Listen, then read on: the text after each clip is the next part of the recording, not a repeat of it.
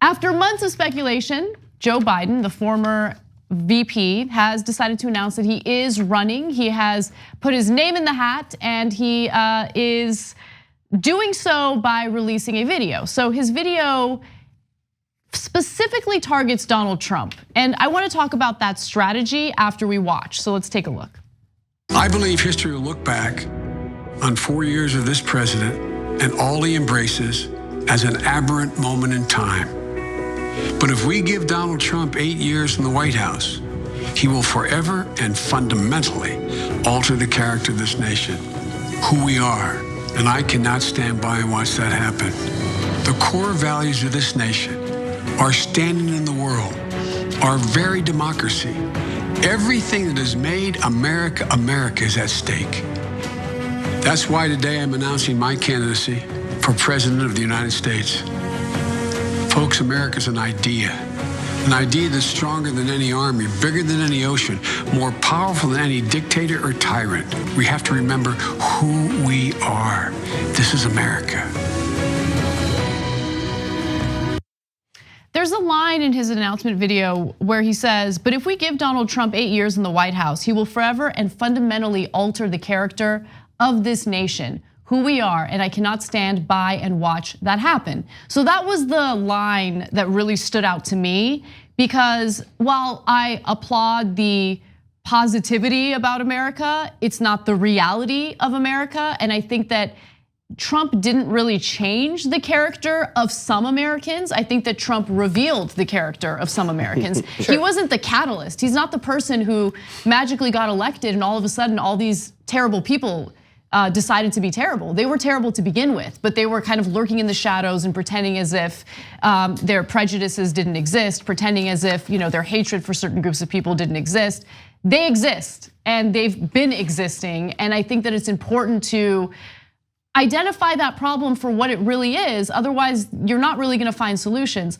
Also, note that this announcement video is all about going after Trump, and I wanna hear what you guys think about that strategy.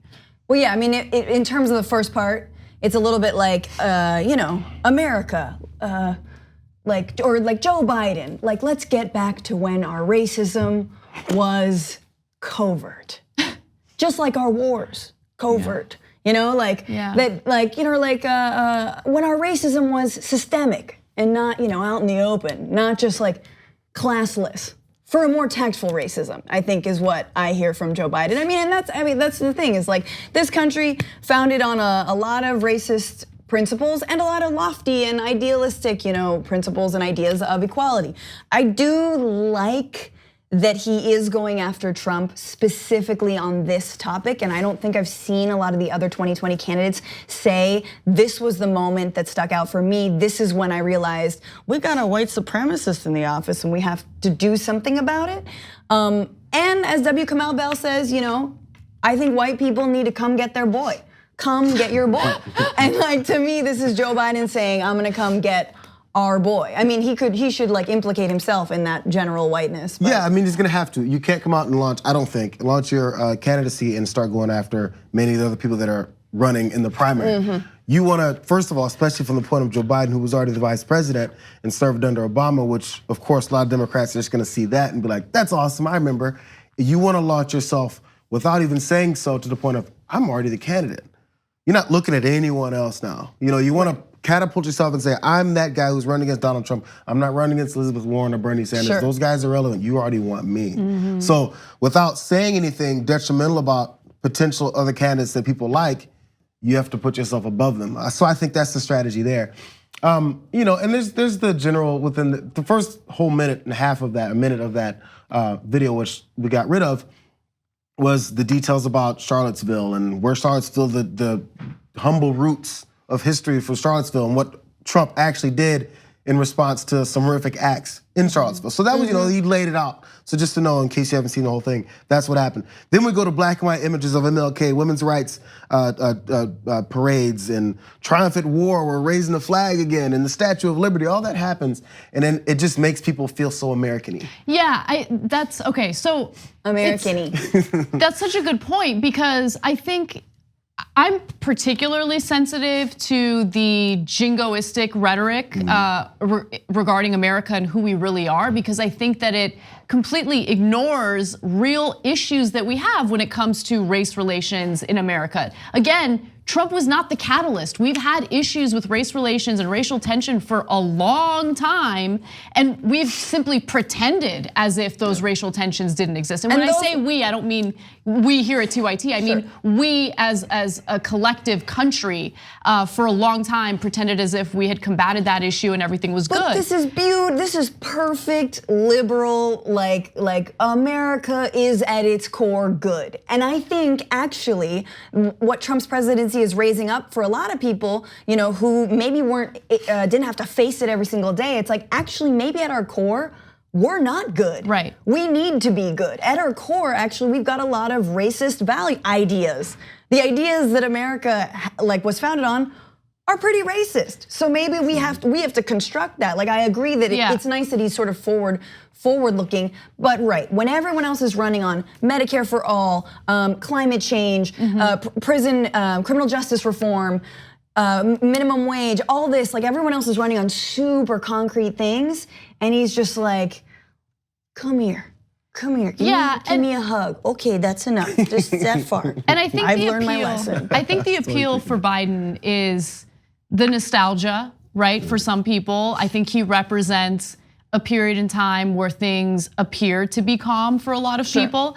And so I think he has that going for him. But he does differentiate himself from the other candidates by immediately attacking Trump, whereas the other candidates, for the most part, are not specifically going after Trump. You're right, they're talking about their policy proposals.